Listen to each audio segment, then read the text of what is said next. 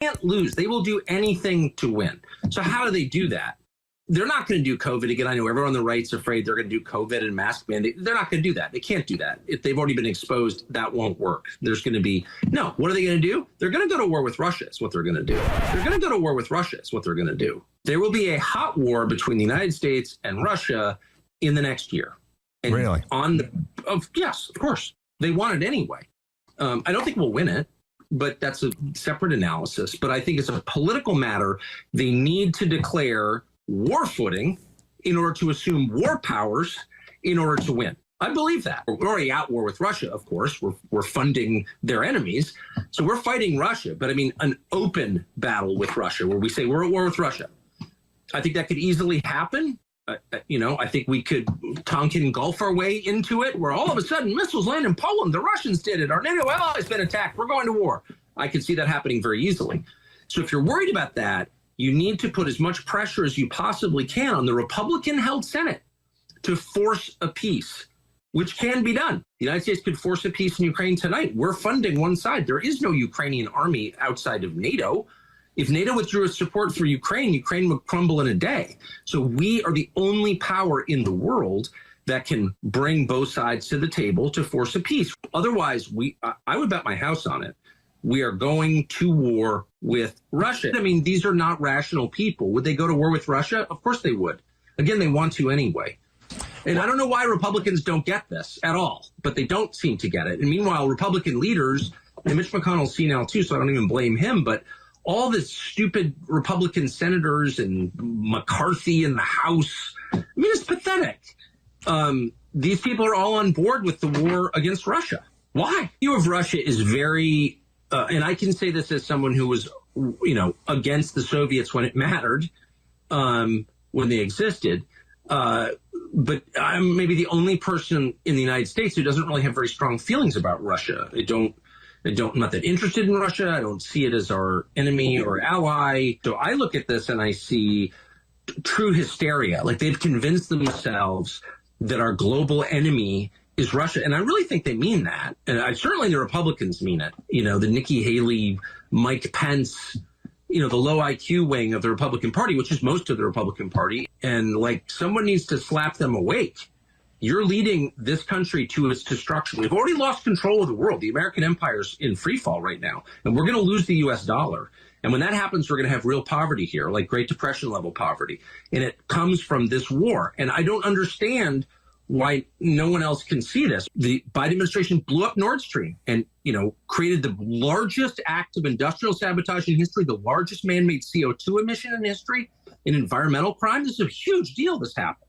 And every national security reporter just looked right into the camera and said, well, we think Russia did it. Well, they knew Russia didn't do it. That's a lie. And they knew it was a lie. The German economy was crushed when the Biden administration blew up Nord Stream. I know nobody cares, but if you think long term about this, they're really kicking the legs out from under this country in a way that is not possible to repair, at least in the short term. And it's true, I happen to know. And I could bore you for hours, again, since I spent my life there and know a lot of people who work there.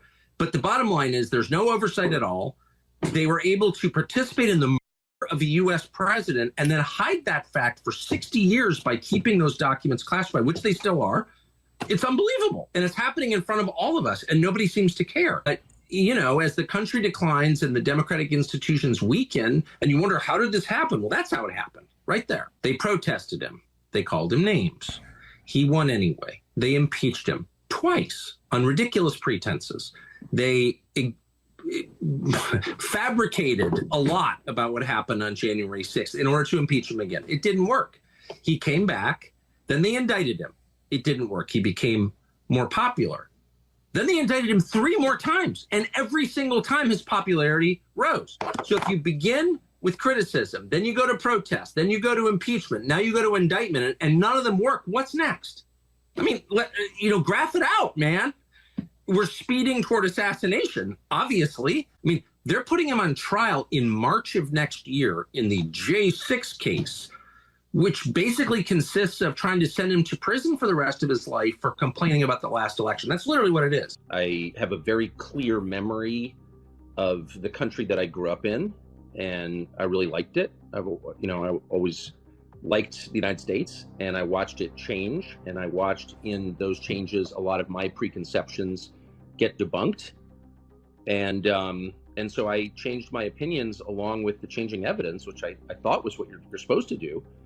And you know, I am embarrassed about how wrong I was about a number of different things, but I'm certainly not embarrassed to have changed my mind. What would be embarrassing is if, in the face of a mountain of evidence that you were wrong, you know, you resisted admitting it and changing course. No one would ever believe me, since, you know, I think a conventional view is I'm radical, but I feel, and have always felt, very moderate.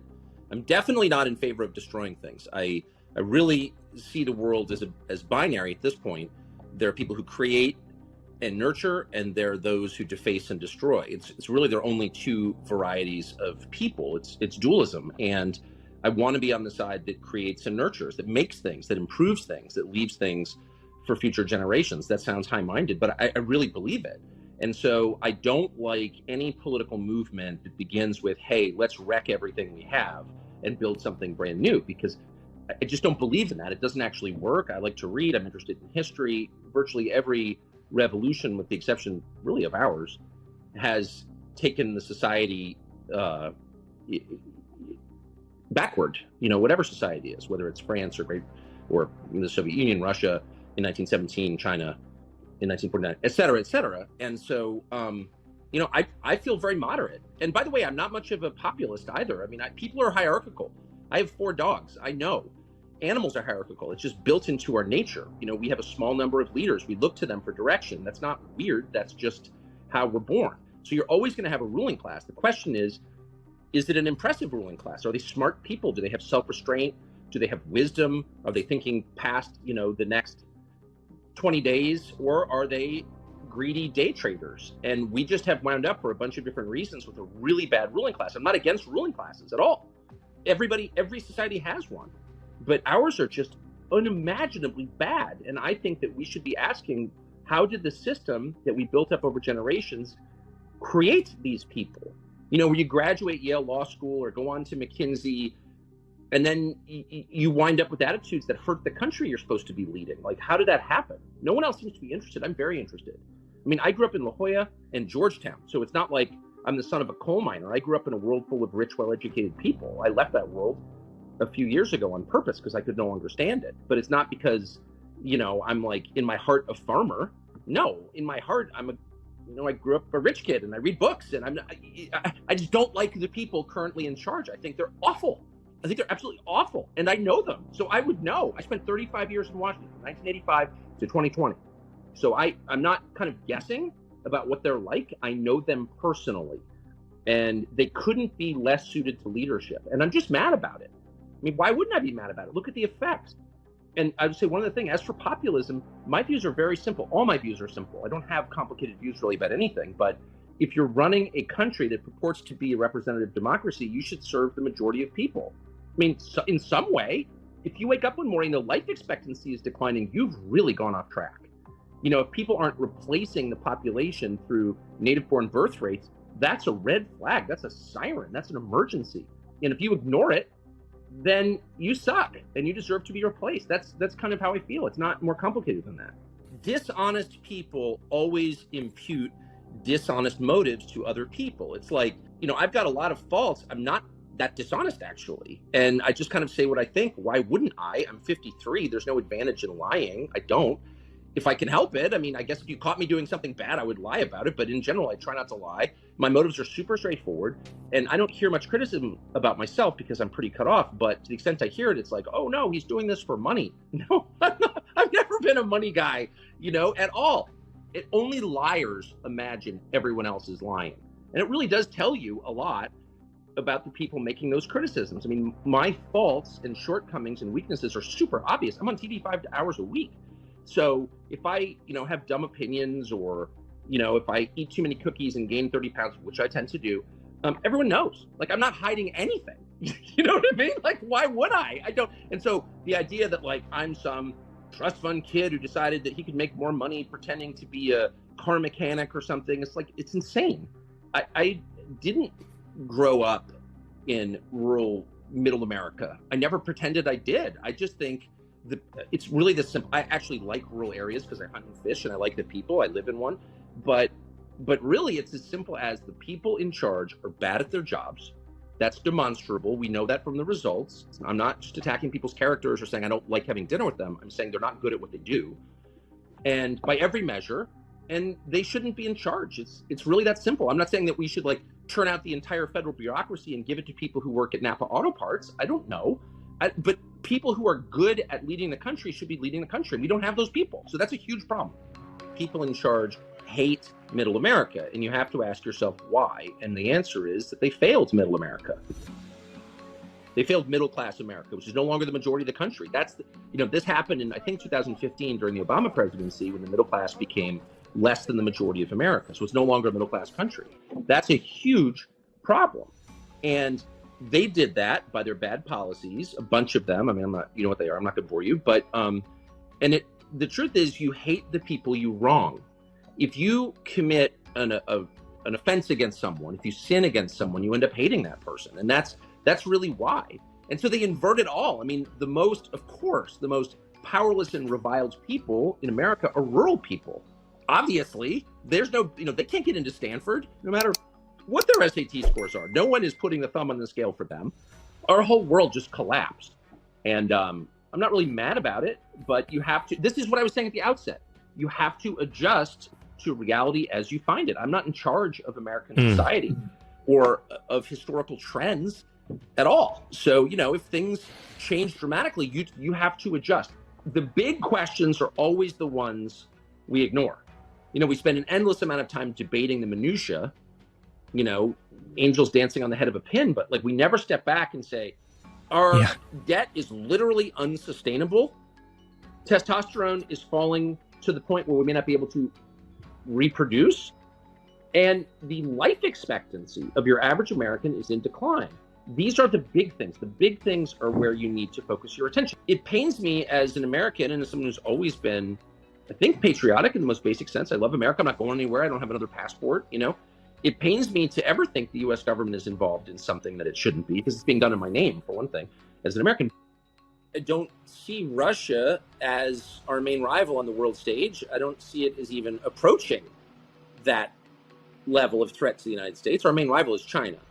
And so I have no idea why you wouldn't want Russia on your side, Putin on your side, as some sort of rough alliance against China. And the same would be true for every European and Eurasian country. Like, why wouldn't you want that? I think that you would if you were serious about the Chinese threat, which of course we're not.